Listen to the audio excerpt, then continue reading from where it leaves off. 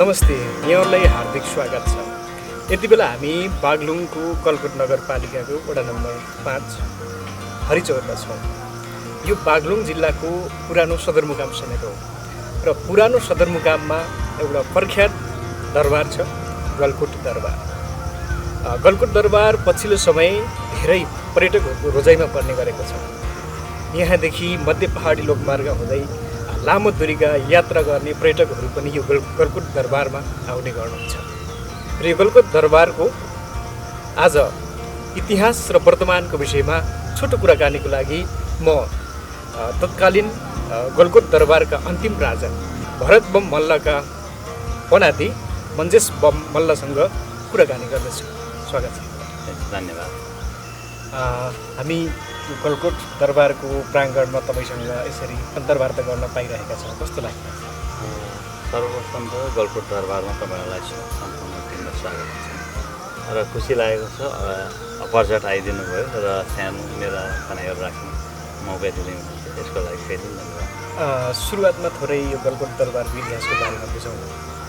गलकोट दरबार भन्दा पहिला गलकोट राज्य स्टाब्लिस कसरी भयो र गलकोट राज्य विक्रम सम्वत 1631 प्रथम राजा जितारी बम मल्ल, त्यो पर्वतका राजा प्रतापी नारायणका जेठा छोरालाई अंशस्वरूप गलकोट राज्य परेको र गलकोट राज्यको इतिहास हेर्दै गर्दाखेरि यहाँ दुई खण्डमा विभाजित गर्न सकिन्छ।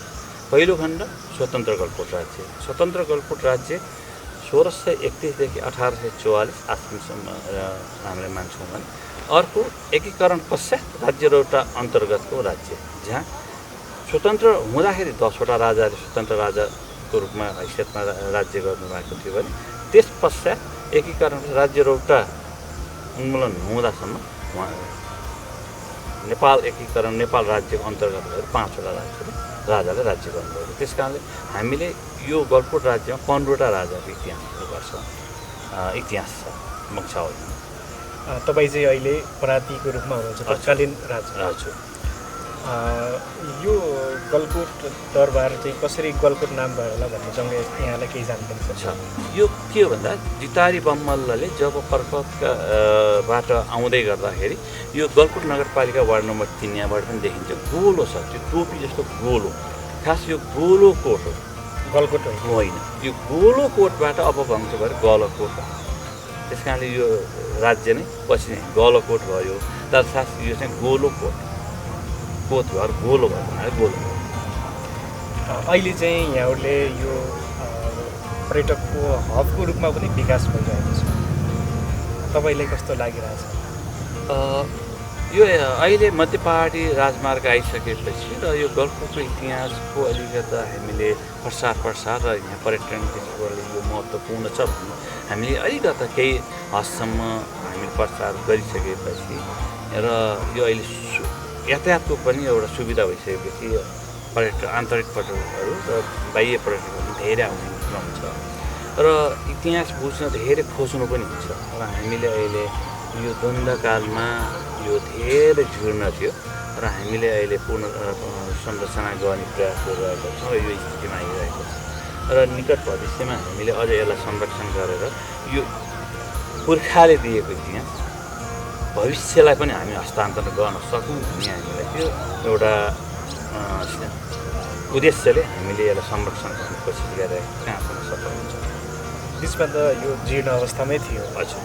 यो कसरी चाहिँ यो कहिलेबाट सुरु गर्नुभयो तपाईँले यसलाई पुनर्संरचना गर्नको लागि? जब एउटा फेरि घटना के छ भन्नु होला भने द्वन्द्वकालमा मेरो बुवा पिताजीको हत्या भइसक्यो, हामी विस्थापित र विस्थापित भइसकेको 8-10 वर्षमा एकदम ढल्ने अवस्था थियो र पछि हामीले जब यो 70 पछि हामी आउने वातावरण भयो र त्यसपछि इतिहास चाहिँ जोगाउनुपर्छ। हाम्रो दाइभाइहरूलाई हामीले इतिहास नै जोगाउनुपर्छ, पुर्खाले दिएको नासो हामीले सन्चो गर्नुपर्छ भन्ने जुन कन्सेप्ट आयो, त्यस कारणले नै अहिले हामीले यो पुनर्संरचना गरिरहेको छ।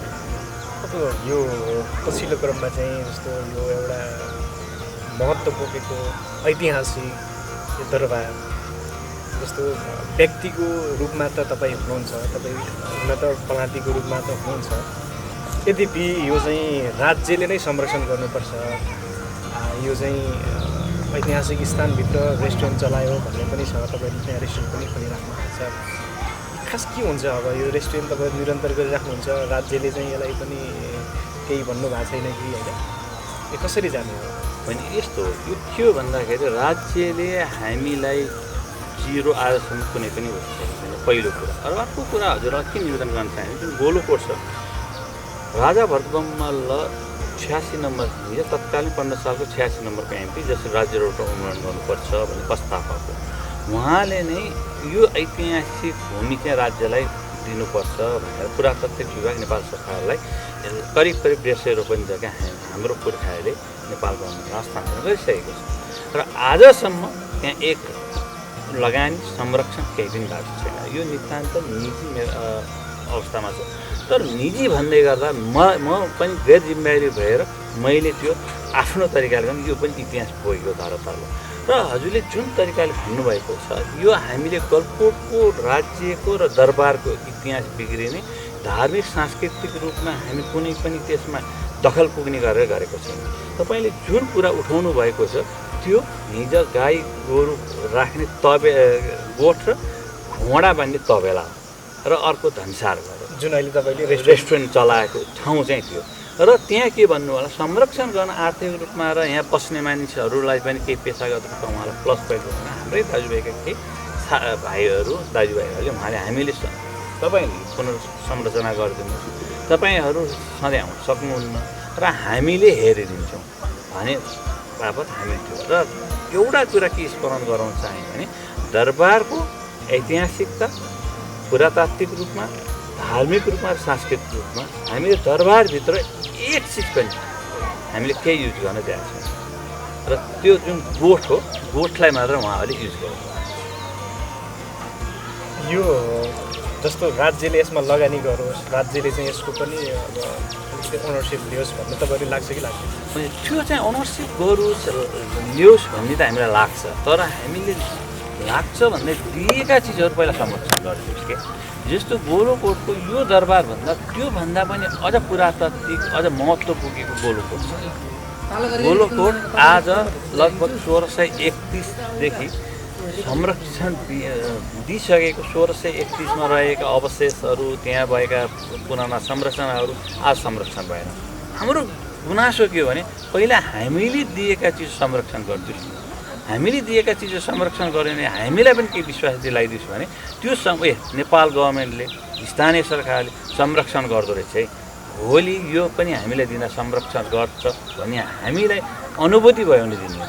जब हामीले दिएका चिजहरू जीर्ण हुँदै भत्किँदै गएका छन् र हामी ठुलो हेर्नुपर्ने छ भने यो पनि हेर्ने बातमा दिनु भयो। यो गलकोट दरबार सरकारलाई ओनरसिपको रूपमा दिनुभयो भने यसमा चाहिँ सरकारले क्षति पुर्याउँछ कि भन्ने तपाईँहरूको आशंका? त्यस्तो अवश्य, किनभने हामीले भोगेका छौँ। किनभने गोलोकोट आज त्यही स्थितिमा, गोलोकोटको हाम्रो पुर्खाले दिएका चिजहरू आज संरक्षणविहीन भएका छन्, जहाँ अहिले रुख बिरुवा अब झाडी पलाएको छ र संरक्षणविहीन छ। गोलोकोट भन्नाले गोलोकोट भनेको यो जुन कोट जुन नामाकरण भएको छ गोलोकोट, त्यो पुरानो दरबार नै अस्तित्वविहीन भइसक्यो भने यो हामीले नै गरौँ हुन्छ भन्ने छ। त्यसो भए अब तपाईँ के गर्दै हुनुहुन्छ यसलाई चाहिँ आकर्षित गर्नको लागि? जस्तो पुराना दरबारहरूमा होइन, विभिन्न ठाउँको दरबारहरू छन्, त्यहाँ दरबारहरूदेखि लिएर विभिन्न पुराना चाहिँ परम्परागत सामग्रीहरूको पनि त्यहाँ संरक्षण गरिएको हुन्छ। यहाँ त्यस्तो धेरै पनि देखिँदैन। यहाँ अब तपाईँको के छ भन्दाखेरि हामीसँग डकुमेन्टहरू सबैहरू थियो र द्वन्द्वकालमा जब मेरो बुवाको हत्या भयो 2 पटक लुट्यो र लुट्ने क्रममा यहाँ भएका दस्तावेजहरू च्यातेर जलाउने काम भयो। र ओरिजिनल रूपमा भए पनि मेरो बुवाले के गरिबसेको थियो भने यो कुनै पनि घटनाक्रममा च्यातिन सक्छ, मासिन सक्छ भनेर उहाँले केही चिजहरू राख्नु, त्यो हामी तपाईँले भनेर हामी राख्छौँ। र केही हतियारहरू चाहिँ यहाँ पुरा दरबारदेखि लिएर धेरै लुटिएका छन्, केही चिजहरू छन् त्यो पनि हामी राख्नेछौँ। र पोसाकहरू जुन राजाले लगाएका पोसाकहरू हामीसँग केही मात्रामा छन्, हामी त्यो पनि हामी सङ्ग्रहालय भनेर हिजोको बैठक हामी सानो बैठक हुन्छौँ तल, हामीले त्यसको लागि हामी सोकेसहरू बनाउँदैछौँ र हामी निकट भविष्यमा हामी सङ्ग्रहालयको रूपमा चाहिँ तपाईँले भने जस्तो गलकोटमा रहेका हिजो चलन चल्तीका सामानहरू हामीले त्यहाँ चाहिँ हामी सोकमा चाहिँ राख्छौँ।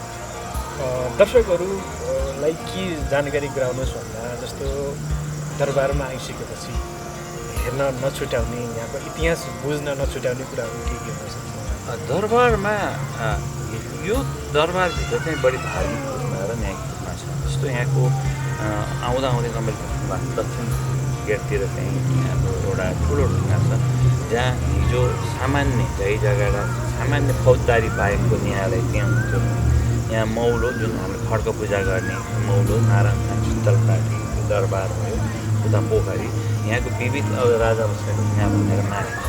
यो लगायतकाहरू यहाँ महत्त्वपूर्ण चिजहरू हो भने यो अब निकट भविष्यमा हामीले यहाँ सङ्ग्रहालय यहीँ बनाउँदैछौँ। त्यसमा चाहिँ हामीले तपाईँलाई के स्मरण गर्नुपर्छ, यो राज्यमा रहेका धेरै कुरोहरू 5को सरकार बाहेक शिल्प्यास लगाउने सीमित राजाहरूमध्ये अधिकार पाएको बलपुरे राजा हो।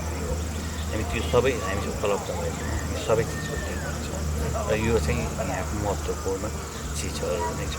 र अहिलेसम्म यहाँ तपाईँले यसलाई संरक्षणको लागि कति चाहिँ लगानी लाग्नुभयो, कति खर्च गर्नुभयो यसमा? अब समयको कुरा त धेरै नै छ।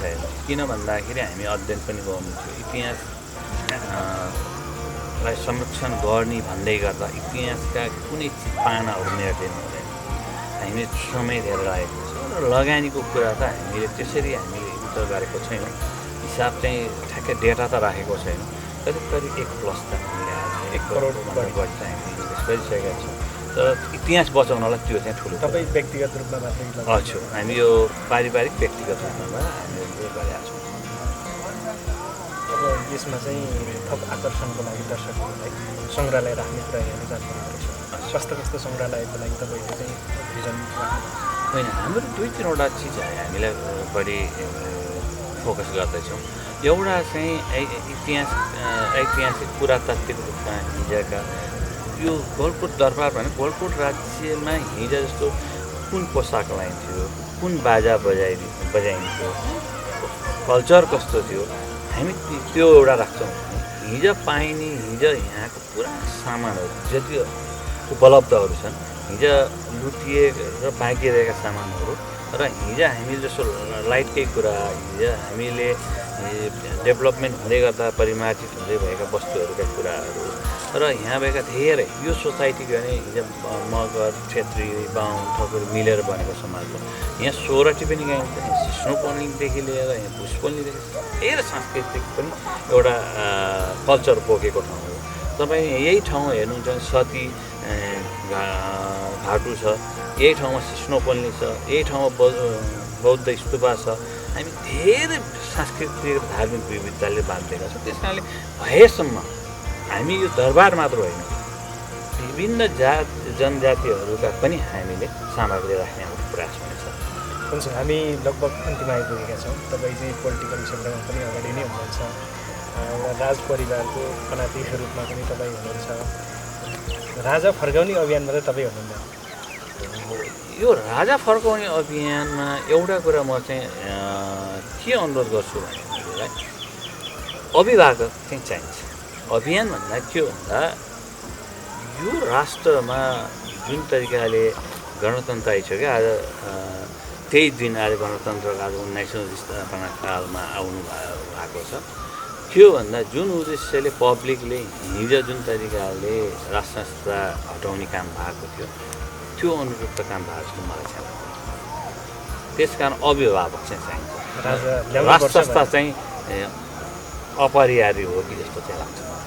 यद्यपि तपाईँको पार्टीले त फेरि राष्ट्र संस्था मान्नु यो आफ्नो भिजन हो। के भन्दा म उहाँ आज के भने कङ्ग्रेस पार्टीकै कुरा गर्नुभयो। पार्टी म काङ्ग्रेससँग आबद्ध छु, साहित्य बम्बलको नाति पनि हो र राजा भएर बम्बल पनाती भएको हुनाले पनि म के भन्न चाहन्छु भने राष्ट्र संस्था हिजो पनि के भन्दा पब्लिकले उ गरे होइन।